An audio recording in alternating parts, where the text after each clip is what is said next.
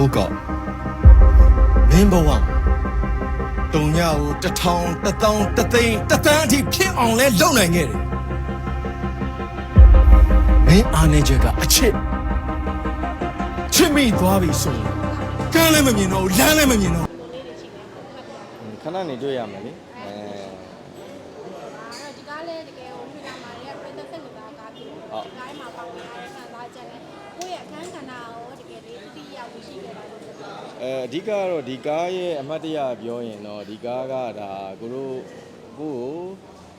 လူသိများစေတဲ့ဇက်ကောင်ပေါ့နော်ဥအေယာတို့တိုက်ဆိုးတို့ကိုမွေးဖွားပေးတဲ့ဒါရိုက်တာမင်းမင်းပုံပေါ့ဒါကိုတို့ရဲ့ဒါရိုက်တာကြီးပေါ့နော်သူနဲ့နေတိုးနဲ့ပထမဆုံးစုံတဲ့ကားလို့ပြောလို့ရတာပေါ့နော်အဲ့ဒါကြောင့်လည်းဒီကားလေးကလူတွေကပို့ပြီးတော့စိတ်ဝင်စားနေတာပေါ့နော်ရတော့အမြန်ယူထား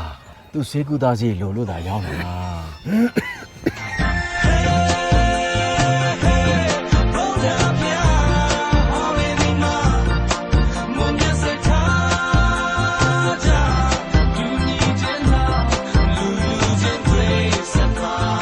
အဲ့တော့ဒီကားထဲမှာတော့ကိုကအရန်ကြီးထူထူကြီးတော့ဟိုလှုပ်ထားတာမျိုးတော့မရှိဘူးကာရက်တာဒီနေတို့ရဲ့တငယ်ချင်းတယောက်အနေနဲ့ဒါအချစ်ဆုံးတငယ်ချင်းတယောက်အနေနဲ့ပဲတရုပ်ဆောင်ထားတယ်ပေါ့နော်ဒီကားကတော့တကယ်တမ်းအားပေးရမှာတော့နေတို့ရဲ့နေမျိုးအောင်ရဲ့မလင်းရဲ့ပေါ့သူတို့တွေကိုအားပေးရမှာပေါ့အားပေးဖို့လာတယ်ကိုကောက်ကြီးလည်းတကယ်မိုက်တယ်လို့ပြောပြီးတော့ရလဲကိုကောက်ကြီးလည်းတကယ်မိုက်တယ်လို့မိုက်တာဗော